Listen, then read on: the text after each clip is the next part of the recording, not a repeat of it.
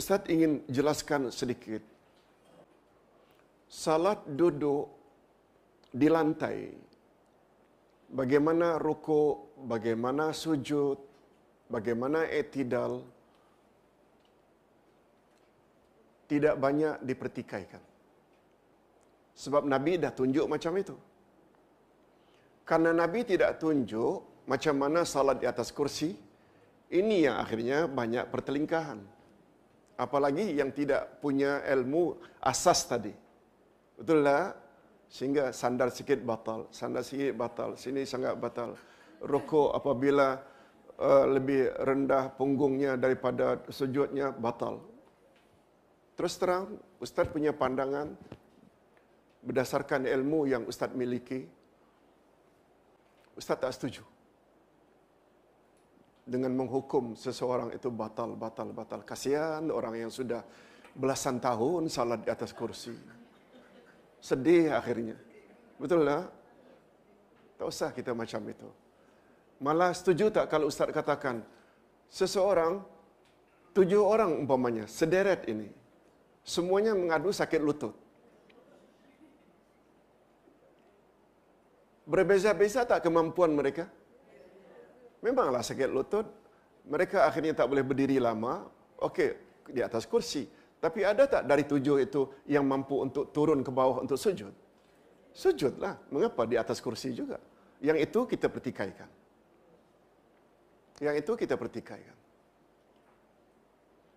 Nah, boleh Ustaz mula? Okey. Andai kata tidak jadi masalah, sebab yang jadi masalah itu berdiri lama. Better takbiratul ihram dalam keadaan qiyam. Tak susah pun. Betul tak? Ini kalau ingin lebih sempurna, takbiratul ihram dalam keadaan qiyam. Setelah kita niat untuk salat apa? Allahu Akbar. Taruhlah kita salat sendiri atau berjamaah. Kita dengar dulu atau kita baca doa iftitah pendek tadi kalau tak tahan. Allahu Akbar kabira atau wajjahtu wajhiya. Begitu imam membaca Bismillahirrahmanirrahim. Alhamdulillahi rabbil alamin. Kita rasa sudah mula gemetar. Tak tahan. Orang lain sebelah mungkin masih tahan. Kita duduk. Boleh tak? Orang samping barangkali masih berdiri. Tak ada masalah. Malah ada tak orang di samping kita pula di sini sejak takbir lagi dah dalam keadaan duduk? Itu yang Ustaz maksudkan. Kita masing-masing sakit, tapi masing-masing kita lah yang paling tahu kondisi kita. Betul tak? Tolong jangan berburuk sangka.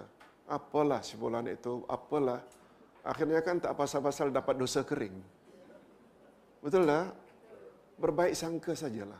Betul tak orang yang salat walaupun macam mana keadaannya lebih baik daripada yang tak salat?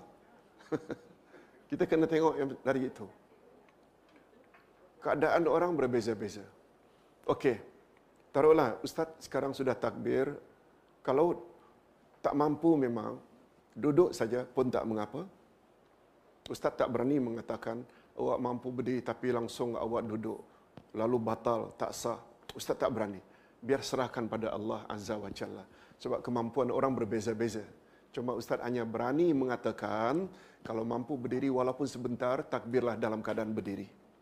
Kalau tak mampu, tak mengapa. Okey. Baca apa tadi? Doa iftitah.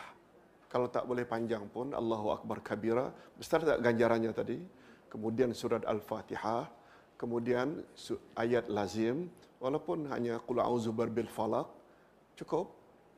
Lalu kita rukuk. Ada yang mengatakan, rukuk mesti berdiri lagi. Ada yang mesti rukuk begini.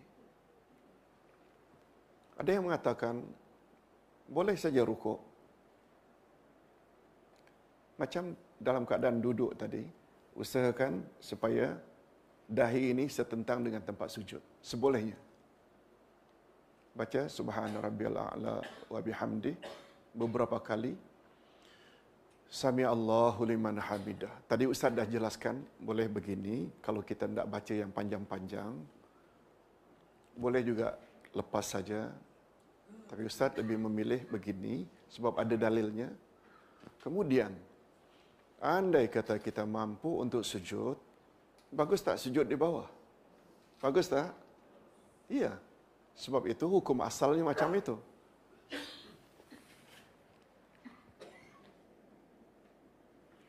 Tapi andai kata tidak mampu,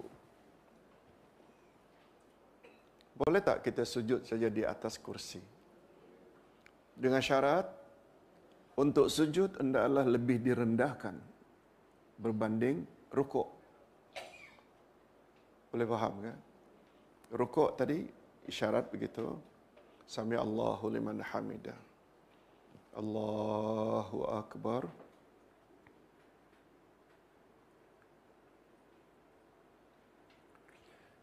Allahu akbar, duduk macam biasa.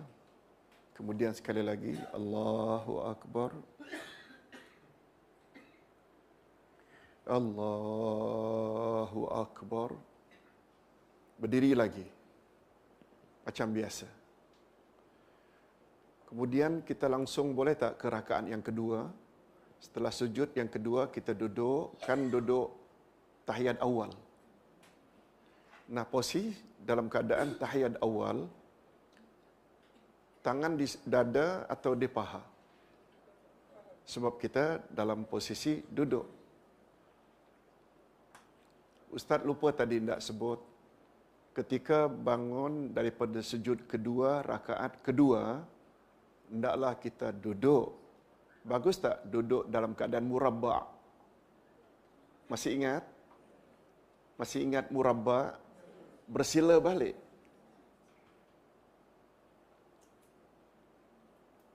Tapi bila kita bangun daripada rakaat yang kedua, duduk di atas lantai tadi, kita hendaklah duduk dalam keadaan iftirash atau tawarruk. Iftirash, sebab rakaat kedua. Itu dalam keadaan duduk.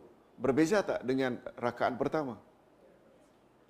Rakaat pertama tadi kan kita ingin naik lagi.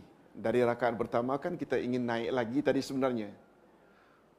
Betul tak? Naik lagi itu maknanya qiyam untuk rakaat pertama. Nah, ketika itu posisi kaki kita murabba'. Boleh faham tak?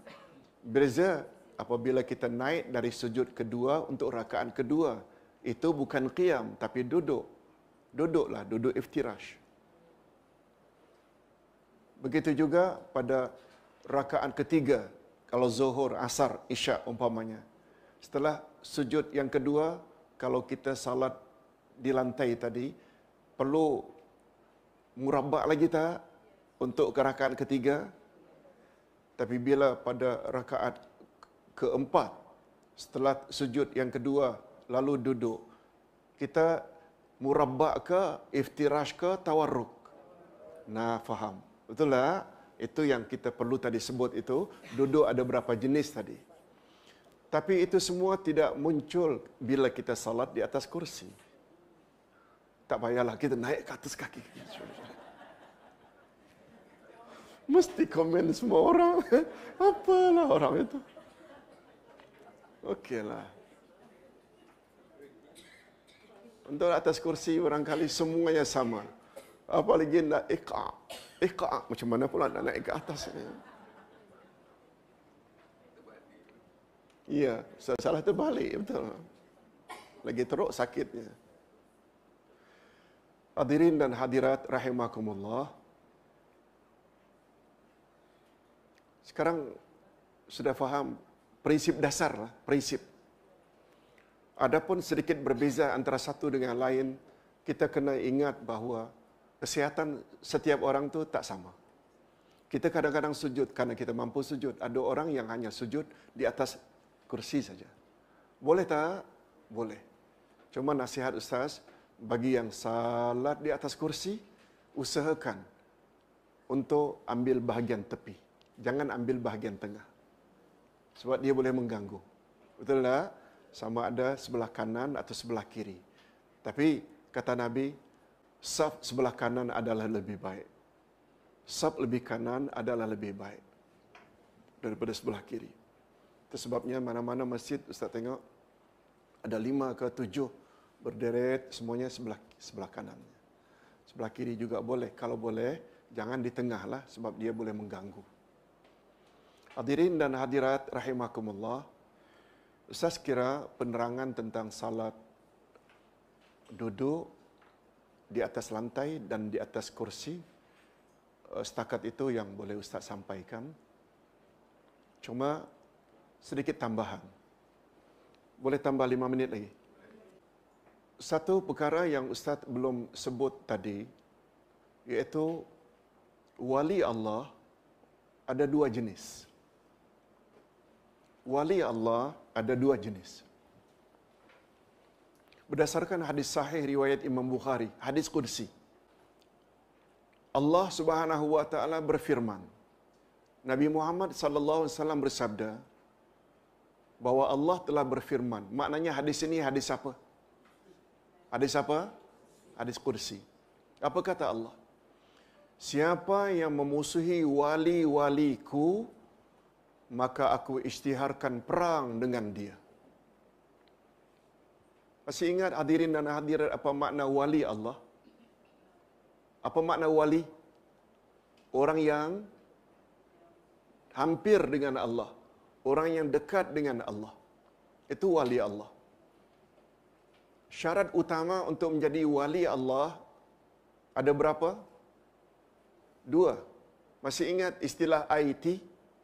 IT, iman dan taqwa. Kita boleh lihat syarat ini pada ayat 62-63 dari surat Yunus. Surat Yunus ayat 62 dan 63. Inna awliya Allah la khawfun alaihim wa la hum yahzanun. Sesungguhnya wali-wali Allah mereka tidak takut dan tidak sedih.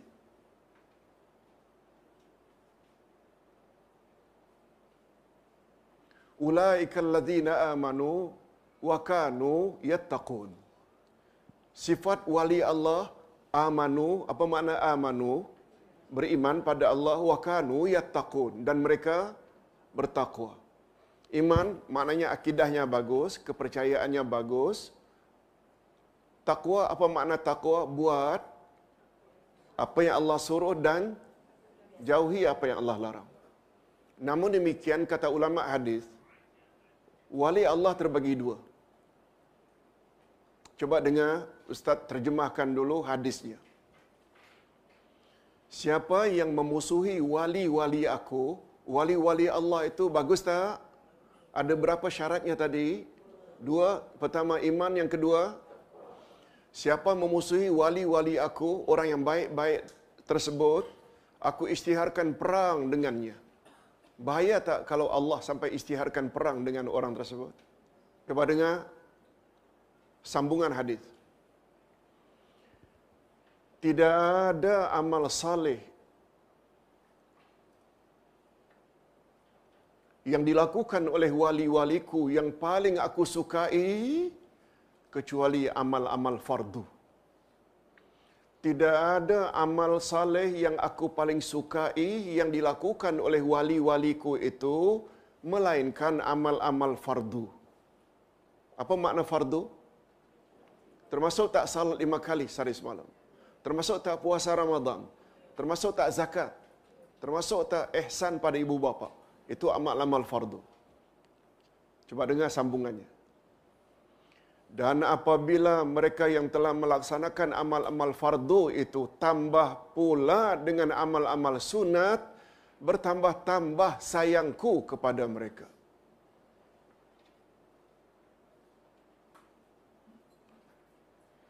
Jika mereka jadi orang yang kedua ini, maka akulah yang menjadi penglihatannya ketika dia melihat, akulah yang akan jadi pendengarannya ketika dia mendengar, akulah yang akan jadi tangannya ketika dia memegang, akulah yang akan menjadi kakinya ke mana dia berjalan. Lalu apa kata Allah pada penghujung hadis? Tidaklah dia minta ampun padaku kecuali aku ampunkan, tidaklah dia memohon perlindungan kepadaku kecuali aku lindungkan dia. Itu jaminan dari Allah. Sudah faham hadis itu? Ustaz hanya tidak sebut. Ulama hadis membagi wali Allah terbagi dua. Wali Allah yang pertama hanya buat amal-amal fardu sahaja. Dan yang dia jauhi yang haram-haram sahaja. Wali Allah jenis kedua, selain amal fardu, amal wajib, dia juga banyak buat amal-amal sunat. Selain amal-amal haram dia jauhi, makruh, syubhat pun dia jauhi. Pertanyaan Ustaz, jenis wali Allah mana satu yang lebih baik? Pertama atau kedua? Yang pertama buat hanya fardu saja, yang dijauhi yang haram saja. Tapi sunat dia tak buat, makruh masih buat. Yang kedua, selain amal fardu dia juga buat amal-amal sunat. Selain yang haram, syubhat, makruh dia juga jauhi. Orang macam inilah yang Allah tadi janji, apa saja permohonan ampun dia minta, aku akan ampunkan. Apa saja permohonan perlindungan, aku akan lindungi dia. Sekali lagi, jenis wali Allah pertama atau kedua yang lebih baik? Okey, oleh sebab itu, nasihat Ustaz, kita dalam keadaan uzur ini, yang salat di atas kursi atau di bawah, bagus tak jika kita tambah dengan amal-amal sunat? Bagus tak? Ingat hadirin dan hadirat, satu ulasan cantik dari seorang ulama di Indonesia, setelah membaca satu hadis Nabi, salat yang paling afdal setelah salat fardu adalah salat malam. Salatul lail. Salat yang paling afdal setelah salat fardu. Betul tak salat fardu tidak ada yang boleh mengatasinya? Betul tak? Nama pun fardu, wajib. Zuhur, asar, maghrib, isyak, subuh. Setelah salat fardu, salat apakah dari semua salat sunat yang paling afdal? Salat, bila disebut salat malam, dia merujuk salat apa? Tahajud dan witir. Jangan lupa. Oleh sebab itu, bila ada package setengah-setengah ustaz atau ustazah, salat malam itu mesti diisi dengan hajat, dengan tasbih, dengan tobat. Boleh, boleh. Tapi bagi ustaz itu bukan suatu kemestian. Betul tak hajat, tobat boleh dilakukan pada siang juga? Yes. Nabi sebut salat malam. Itu sebabnya salat malam Nabi bukan diisi dengan taubat tasbih. Nah, sepanjang malam Nabi salat. Atau sebahagian besarnya. Cuma, betul tak Rasul sallallahu alaihi wasallam bila baca ayat lazim itu cukup panjang. Sampai Siti Aisyah kata, "Ya Rasulullah, Tuhan kan telah dijamin masuk syurga. Mengapa salat malam sampai gemetar kaki Tuhan, bengkak-bengkak tumit Tuhan?" Nabi hanya jawab, tolong ikuti, "Afala akunu abdan syakura?" Tak bolehkah aku jadi hamba Allah yang pandai bersyukur? Boleh tak kita simpulkan dari jawaban Nabi yang ringkas itu, motif utama baginda memperbanyak ibadat adalah kerana ingin menyatakan rasa syukur? Yes. Nabi pernah diikuti oleh Abdullah bin Mas'ud. Oh, kalau Abdullah Yasin belakangnya memang terjatuhlah. Sudah hampir selesai salat surat Al-Baqarah yang paling panjang, 286. Fansurna 'alal qaumil kafirin. Abdullah bin Mas'ud dah siap-siap untuk rukuk. Nabi sambung dengan surat Ali Imran. Ali Imran dah 200 pula. Betul tak? Dah sampai ayat terakhir. Ya ayyuhalladzina amanu sabiru wa sabiru wa rabitu wattaqullaha la'alakum tuflihun. Siap-siap dah sujud. Ndak rukuk, Nabi sambung surat Ali Imran. Surat An-Nisa. An-Nisa. Ada yang mengatakan Nisa dulu baru Ali Imran. Itu ada dua riwayat. Kalau kita combine Al-Baqarah, Ali Imran, An-Nisa, betul tak dekat 600-700 ayat? Jangan bimbang, kita inna ataina pun jadi. Boleh tak? Boleh tak baca surah pun boleh tak? Yang perlu baca itu Al-Fatihah. Jangan bimbang dari sudut itu. Cuma apa yang Ustaz nak sebutkan oleh ulama Indonesia sebut. Salat fardu kita dipanggil melalui wakil Allah. Siapa makna wakil Allah yang memanggil kita? Siapa? Muazzin tu Bilal. Betul tak? Betul tak azan itu adalah panggilan ilahi? Tapi Allah sendiri ke yang menyebut? Tak. Wakil Allah. Tapi untuk salat malam Allah sendiri yang panggil. Coba dengar hadis ini. Hadis sahih riwayat Imam Bukhari. Allah turun ke langit dunia pada sepertiga akhir malam. Kita biasa dengar tu kan? Allah turun tadi termasuk sifat tak? Pada sepertiga akhir malam Allah turun. Dan Allah turun setiap malam. Lalu Allah berfirman, "Hei hamba-hambaku yang banyak dosa, kamu orang tidak ingin ke mohon permohonan ampun daripadaku agar aku ampunkan kepada kamu. Wahai hamba-hambaku yang punya hajat, mengapa kamu tidak meminta hajat supaya aku kabulkan hajatmu pada saat ini?" Betul tak itu Allah langsung yang cakap? Betul tak? Banyak tak dari kalangan umat Islam yang sahut panggilan Allah itu dengan dengkuran?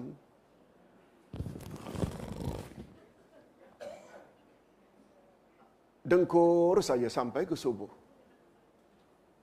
Allah panggil. Allah sendiri yang panggil. Bagus tak kita bangun jam 4.30, jam 5? Salat tahajud, salat witir, kemudian doa pada Allah. Allah yang merayu. Mengapa kita abaikan?